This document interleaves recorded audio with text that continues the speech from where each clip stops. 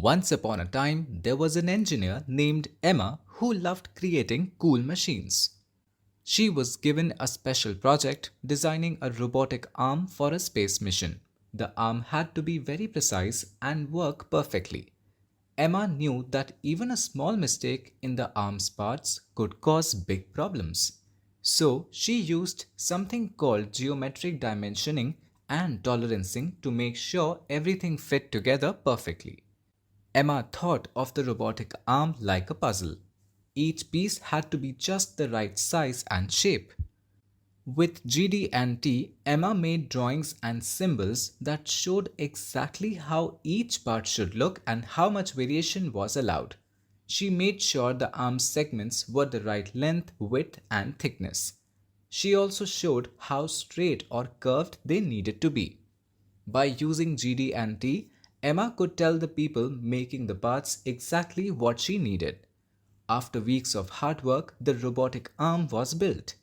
Because Emma used GD&T, all the pieces fit together perfectly. The arm moved smoothly and could grab things with great accuracy. It worked exactly as Emma had imagined. Emma's clever use of GD&T showed how important it is. It's like a special language that helps engineers and manufacturers understand how to make things just right. Just like Emma, you can think of GD&T as a language that helps you communicate the exact specifications of different parts. It uses symbols, drawings, and measurements to show how each piece should look and how much variation is allowed.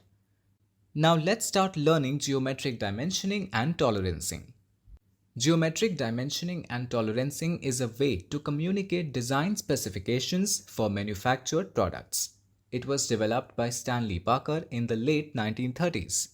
Before GD&T, designers would discuss with manufacturing personnel how to locate specific features on a drawing. However, during the war, many parts had to be made by external manufacturers, leading to confusion and errors. GD&T was introduced to solve this problem by providing clear and consistent instructions for everyone involved in the manufacturing process. It eliminates misunderstandings and ensures that everyone understands the required dimensions without any interpretation. Geometric dimensioning and tolerancing is a special language used in engineering to communicate design specifications. It includes symbols, definitions, math formulas, and rules to describe how a part should be made. GD&T shows the ideal measurements and allowed variations for a part. The cool thing is that it's expressed using drawings, symbols, and numbers so people from different countries can understand it. It's the main language used worldwide and is approved as the standard by important organizations like ASME, ANSI, and the US Department of Defense. It's equally important to understand what GD&T is not. It is not a creative design tool because it cannot suggest how certain part surfaces should be controlled. It cannot communicate design intent or any information about a part's intended function. GD&T can only express what a surface shall be. It's incapable of specifying manufacturing processes for making it so. Likewise, there is no vocabulary in GD&T for specifying inspection or gauging methods. To summarize, GD&T is the language that designers use to translate design requirements into measurable specifications. Several people work with a part, they all must measure part dimensions the same. It is a simple and efficient method for describing the tolerancing mandated by the designer of the part. GD&T encourages the designer to consider the part's function, manufacturing process, and inspection methods as full. This leads to larger tolerances that still ensure proper function but reduce manufacturing and inspection costs. GD&T is used to precisely communicate design requirements for parts and products. It eliminates confusion and ambiguity by providing a standardized language of symbols and rules. GD&T improves quality by specifying tolerances more accurately, resulting in fewer defects and better fitting components. It also enables interchangeability, allowing different manufacturers to produce parts that fit together correctly. By optimizing designs and reducing unnecessary precision, GD&T helps lower manufacturing costs. It simplifies assembly and inspection processes, making them more efficient. Overall, GD&T ensures clear communication, enhances quality, reduces costs, and streamlines manufacturing processes. Additionally, certain conditions may allow for additional tolerances, resulting in significant cost savings during production. Lastly, analyzing whether a missed dimension is acceptable becomes faster and easier. When making things, it's impossible to create them exactly as planned. They always have some differences in size, shape, position, and orientation. If these differences become too big, it can make the item less useful for its intended purpose. When manufacturers try hard to minimize these differences to make the item more usable, it usually ends up being very costly to produce and difficult to sell. In a competitive environment, companies strive to find the most economical ways to produce their products. This includes taking advantage of the latest advancements in technology and techniques. To do this effectively, the drawing tolerances must specify all the properties of the workpiece, such as size, shape, orientation, and location. By providing complete tolerances, the manufacturer can then select the most cost-effective production method based on factors like the number of pieces needed and the available production methods. To achieve both precision and cost effectiveness in production, it is important to have drawings that specify all the necessary tolerances for the workpiece. This is especially crucial in a competitive environment. However, including individual tolerances for every aspect of the workpiece can make the drawing overloaded and difficult to read. That's why it is common to use general tolerances. When it comes to general tolerances, they should be set to be at least as large as the typical accuracy achieved in a workshop. The customary workshop accuracy refers to the tolerances that the workshop can consistently meet using normal machinery and effort. It is important to note that using larger tolerances doesn't provide any additional advantage in terms of manufacturing efficiency. The level of accuracy in a workshop depends on the machinery used, specifically the equipment that produces the largest deviations. However, it's important to address any exceptional cases separately. The customary workshop accuracy is generally consistent within a specific industry, meaning workshops in the same field tend to have similar levels of accuracy. Location and orientation of the tolerance zone. With locational tolerances and with runout tolerances, the tolerance zone is located centrally or coaxially or symmetrically concerning the theoretical exact nominal location. With orientation tolerances, the tolerance zone is oriented concerning the datum. The distance from the datum is not limited. Width of the tolerance zone. Tolerance zones have limiting lines or surfaces that are central to the nominal form. The shape of the tolerance zone is independent of the size of the feature. Exceptions are tolerance zones of line profile or surface profile where the nominal form is defined by theoretical exact dimensions. The width of the tolerance zone in measuring direction is equal to the tolerance value and is directed according to ISO 1101 in the direction of the leader line arrow, with tolerances of axis and median faces perpendicular to the toleranced axis or median face, with tolerances of surfaces or lines perpendicular to the surface. Length of the tolerance zone.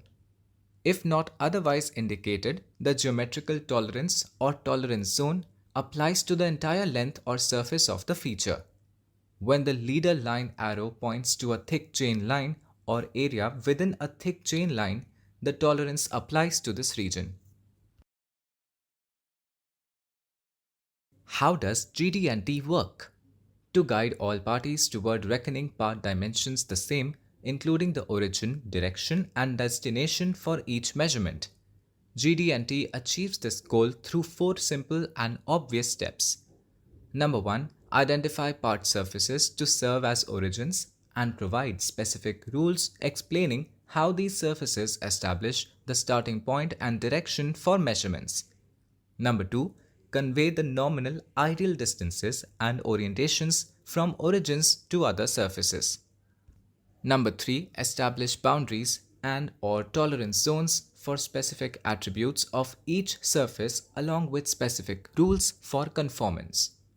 Number 4. Allow dynamic interaction between tolerances, simulating actual assembly possibilities where appropriate to maximize tolerances. We must begin to use the vocabulary as Y1 4.5 does. Feature is the general term applied to a physical portion of a part, such as a surface, pin, tab, hole, or slot.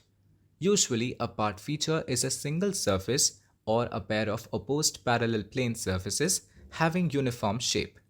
You can establish datums from and apply GD&T controls to features only. The definition implies that no feature exists until a part is produced. There are two general types of features, those that have a built-in dimension of size and those that don't. Non-size features. A non-size feature is a surface having no unique size like diameter or width dimension to measure. Non-size features include a nominally flat planar surface, an irregular or warped planar surface such as the face of a windshield or airfoil, a radius, a portion of a cylindrical surface encompassing less than 180 degree of arc length, a spherical radius, a portion of a spherical surface encompassing less than 180 degree of arc length, a revolute, a surface such as a cone generated by revolving a spine about an axis. Features of size. A feature of size is one cylindrical or spherical surface or a set of two opposed elements or opposed parallel surfaces associated with a size dimension. A feature of size has opposing points that partly or completely enclose a space, giving the feature an intrinsic dimension, size, that can be measured apart from other features. Holes are internal features of size and pins are external features of size. Anyone, regardless of his or her native tongue, can read and write symbols. Symbols mean the same thing to everyone.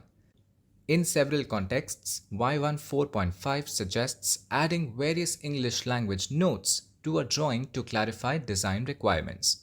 However, a designer should avoid notes specifying methods for manufacture or inspection. Feature control frame. Each geometric control for a feature is conveyed on the drawing by a rectangular sign called a feature control frame. As figure shows, the feature control frame is divided into compartments expressing the following sequentially from left to right. The first compartment contains a geometric characteristic symbol specifying the type of geometric control. Here are 14 different symbols. The second compartment contains the geometric tolerance value. Many of the modifying symbols in the table can appear in this compartment with the tolerance value, adding special attributes to the geometric control. For instance, where the tolerance boundary or zone is cylindrical, the tolerance value is preceded by the diameter symbol. The third, fourth, and fifth compartments are each added only as needed to contain the primary, secondary, and tertiary datum references, each of which may be followed by a material condition modifier symbol as appropriate. Thus, each feature control frame displays most of the information necessary to control a single geometric characteristic of the subject feature. Only basic dimensions are left out of the feature control frame. A basic dimension is a numerical value used to describe the theoretically exact size, profile, orientation, or location of a feature or datum target. The value is usually enclosed in a rectangular frame. Feature control frame placement. there are 4 different methods for attaching a feature control frame to its feature. A. Place the frame below or attached to a leader-directed callout or dimension pertaining to the feature. B. Run a leader from the frame to the feature. C. Attach either side or either end of the frame to an extension line from the feature provided it is a plane surface. D. Attach either side or either end of the frame to an extension of the dimension line about a feature of size. This table summarizes the application options and rules for each of the 14 types of geometric tolerances. For each type of tolerance applied to each type of feature, the table lists the allowable feature control frame placement options. Multiple options such as A and D appearing in the same box yield identical results. However, for some tolerances, the type of control depends on the feature control frame placement. For a straightness tolerance applied to a cylindrical feature, for instance, placement B controls surface elements, while placements A or D control the derived median line. Reading a feature control frame.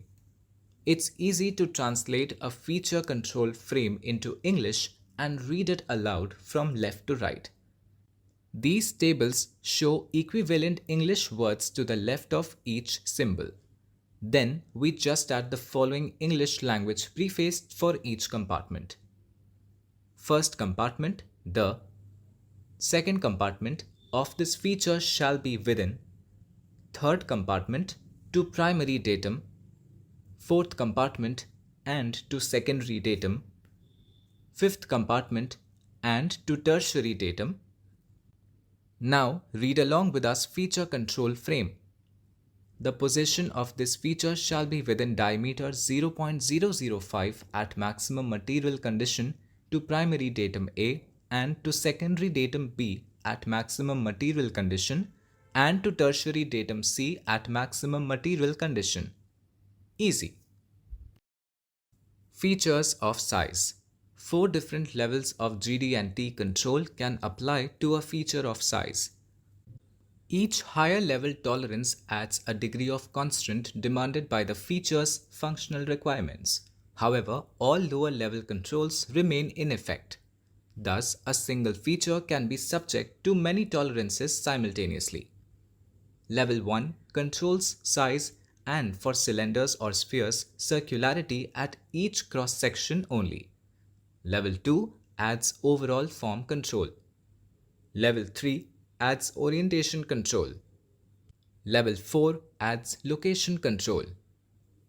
Level 1 size limit boundaries. For every feature of size, the designer shall specify the largest and the smallest the feature can be. The math standard explains how specified size limits establish small and large size limit boundaries for the feature. The method may seem complicated at first, but it's very simple. It starts with a geometric element called a spine. The spine for a cylindrical feature is a simple, non-self-intersecting curve in space. Think of it as a line that may be straight or wavy. Next, we take an imaginary solid ball whose diameter equals the small size limit of the cylindrical feature and sweep its center along the spine. This generates a worm-like 3-dimensional 3D boundary for the feature's smallest size. Material condition. Material condition is another way of thinking about the size of an object taking into account the object's nature. For example, the nature of a mountain is that it's a pile of rock material. If you pile on more material, its material condition increases and the mountain gets bigger. Material condition is simply a shorthand description of a feature's size in the context of its intended function. Maximum material condition, called MMC, is the condition in which a feature of size contains the maximum amount of material within the stated limits of size. You can think of MMC as the condition where the most part material is present at the surface of a feature or where the part weighs the most, all else being equal. This equates to the smallest allowable hole or the largest allowable pin relative to the stated size limits. Least material condition, called LMC, is the condition in which a feature of size contains the least amount of material within the stated limits of size. You can think of LMC as the condition where the least part material is present at the surface of a feature or where the part weighs the least, all else being equal. This equates to the largest allowable hole or the smallest allowable pin relative to the stated size limits. Modifier symbols. Each geometric tolerance for a feature of size applies in one of the following three contexts. Regardless of feature size, the default, modified to maximum material condition, modified to least material condition. The DRF is a very important idea in GD&T. To make and check a part according to a drawing, we need to use the three-plane concept. We have to create three planes that are perfectly perpendicular to each other, exactly 90-degree angles, to take measurements from. The concept of establishing the x, y, and z coordinates is often used to explain the DRF. The DRF is created using equipment called datum simulators such as a surface plate, call it 3-jaw chuck or gauge pin. These simulators serve as the reference points for dimensional relationships. They make contact with the imperfect features of the part called datum features, and since the simulators are nearly perfect, they provide accurate measurements. The simulators also stabilize the part so that both the manufacturer and the customer get the same results when inspecting the part. If the part is contacted in the same way during initial manufacturing setup as during inspection, there is no need for additional measurements to ensure machining accuracy. As long as the processing equipment meets the specified tolerances, the final result will be positive. Primary, secondary, and tertiary features and datums. The primary datum feature is the first feature that is contacted at a minimum of 3 points. The secondary datum feature is the second feature that is contacted at a minimum of 2 points. The tertiary datum feature is the third feature that is contacted at a minimum of 1 point.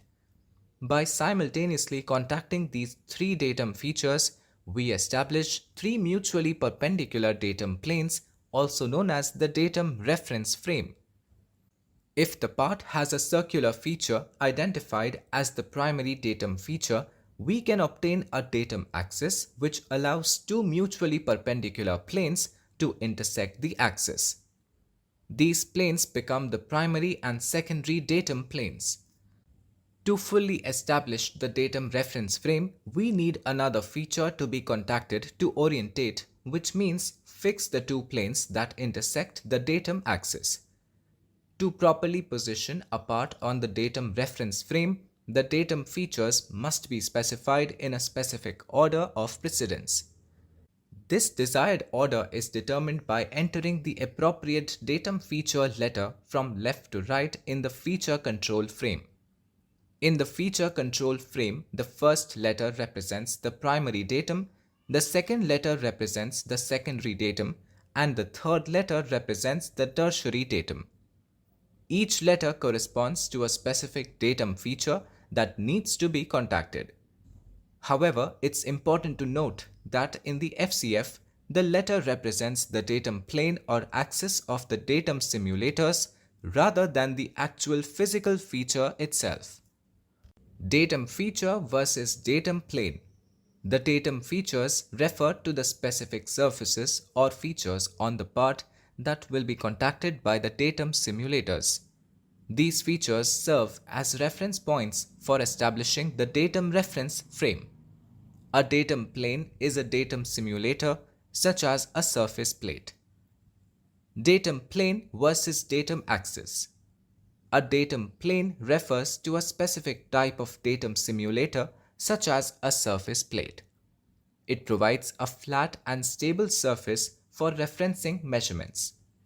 On the other hand, a datum axis represents the axis of a different type of datum simulator, like a three-jaw chuck or an adjustable gauge. It's important to understand that while two mutually perpendicular planes can intersect a datum axis, there are infinitely many planes that can intersect that same axis, which is a straight line.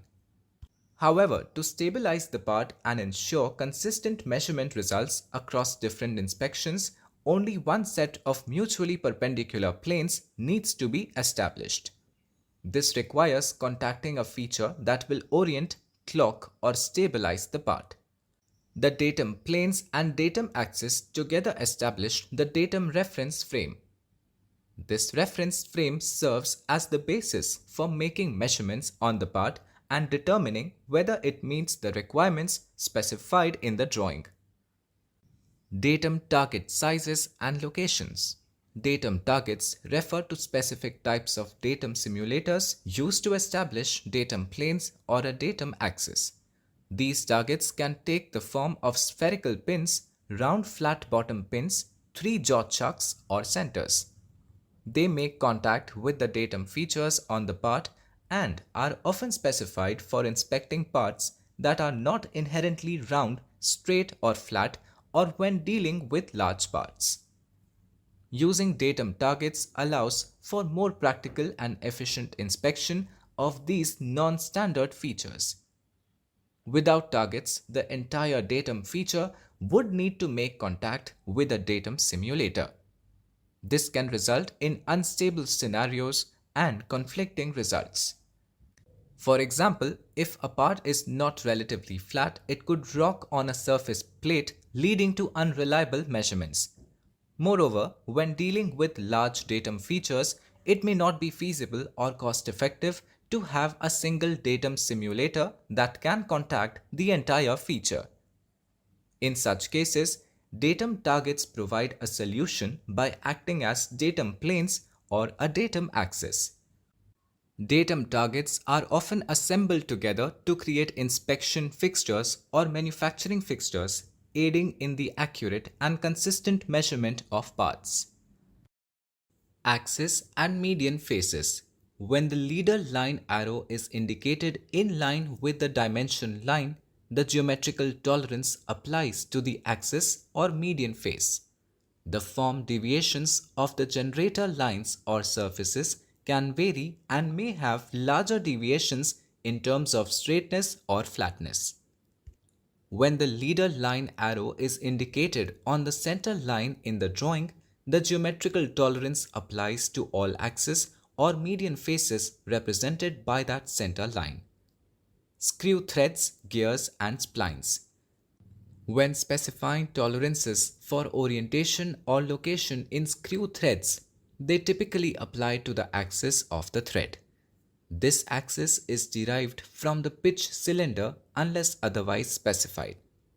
For gears and splines, when indicating tolerances of orientation or location, it is important to designate the specific feature of the gear or spline to which they apply. This could be the pitch diameter, the major diameter, or the minor diameter, among others.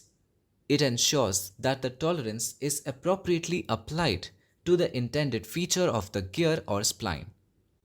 Angularity tolerances and angular dimension tolerances. Angular dimension tolerances are commonly expressed using angular grades or minutes in relation to the nominal angular size. For example, a tolerance might be specified as 45 degree plus minus 30 minutes. Angular dimension tolerances establish a range of angles. For instance, a tolerance of 44 degree 30 minutes to 45 degree 30 minutes would define the acceptable variation in the general direction of actual lines or line elements of surfaces such as contacting lines in section planes. Twist tolerance. In certain cases, instead of specifying a flatness tolerance, some national standards such as the German standards DIN 1748 and DIN 176215 for aluminium sections define a twist tolerance. This means that the allowable deviation in the twist or rotational alignment of the section is specified rather than focusing on the flatness of the surface. The twist tolerance sets the acceptable limits for the twisting of the section according to the specific standards mentioned. One end of the section should make contact with the ground as perfectly as possible with the minimum requirement for any rocking motion. The twist deviation is then measured at the other end of the section as the maximum distance between that end and the ground. The twist tolerance specified in the standards represents the maximum permissible value for the twist deviation. In other words, the twist of the section should not exceed this specified tolerance value. The aim is to ensure that the section remains within acceptable limits of deviation from a perfectly aligned position when placed on a flat surface.